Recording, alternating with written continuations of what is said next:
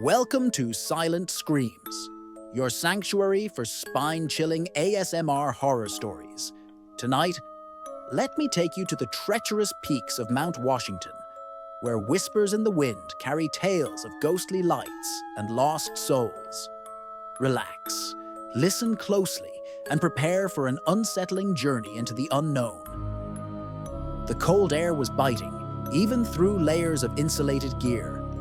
It wasn't supposed to be this freezing, not in late autumn. The small group of hikers I joined seemed oblivious to the creeping dread I felt, or maybe they were just better at hiding it. The guide, a wiry man named Dave, had a weathered face and a voice as sharp as the wind. He warned us that Mount Washington was not forgiving. "Respect the mountain," he said, his words heavy, "because it doesn't care if you make it back down." It started as a joke, at least to me. Stories of glowing orbs, mysterious disappearances, and ghostly whispers had been tossed around the group like campfire tales. But as the altitude climbed, the laughter grew strained, fading into uneasy silence. The trail was steep, the snow crunching underfoot. Fog began to roll in, thick and unnatural, cutting visibility down to just a few feet. My breath was a ragged puff in the frozen air, and the distant hum of the wind turned sharper, almost like whispers threading through the trees. I told myself it was nothing, just the wind.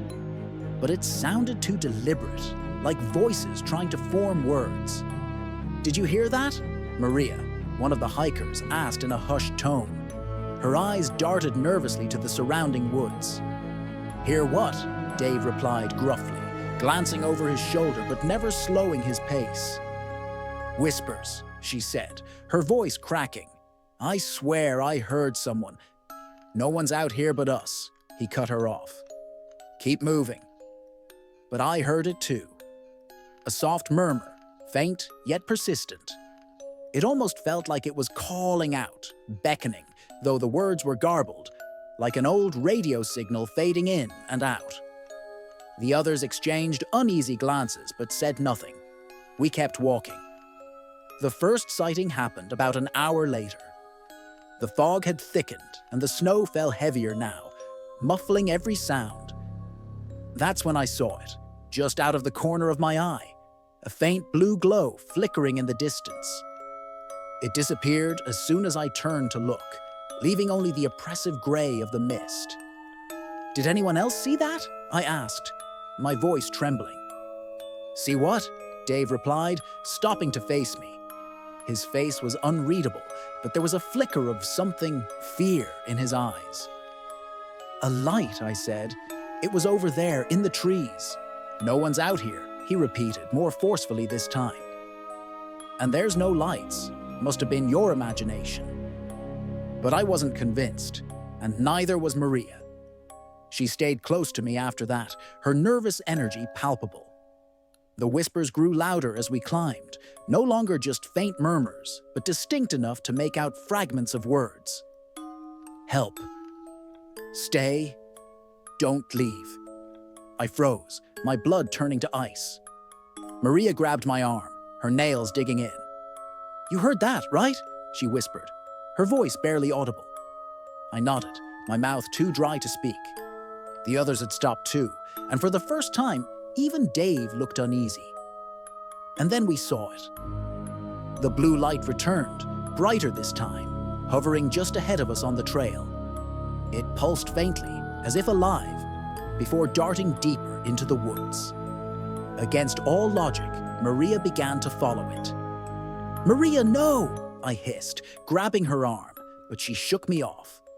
"It's leading us somewhere," she said, her eyes wide and unfocused. "We have to follow it." "No!" Dave barked, his voice echoing sharply. "We stick to the trail. That's how people get lost up here." But she didn't listen. She stepped off the path, her footsteps swallowed by the snow. The rest of us hesitated, torn between fear and the inexplicable pull of the light. And then, as quickly as it had appeared, it vanished again, leaving Maria standing alone in the fog. That's when we heard the scream. It wasn't Maria, It came from somewhere further up the mountain, a high-pitched, blood-curdling sound that made the hairs on the back of my neck stand on end. Maria froze, her bravado evaporating. The scream echoed again, closer this time, and then was replaced by silence so absolute it felt deafening. "We need to go back," one of the hikers said, panic rising in his voice. "This isn't right. We need to turn around." Dave shook his head, though his confidence was clearly wavering. "The summit's not far. We can't turn back now." But the summit didn't feel like the end goal anymore. It felt like a trap, like something was waiting for us up there. And yet, we kept moving, the air growing heavier with every step. The whispers came back, louder now and distinctly human. Shadows flickered in the fog, just out of reach, and the feeling of being watched became unbearable. My heartbeat thundered in my ears as my eyes dart.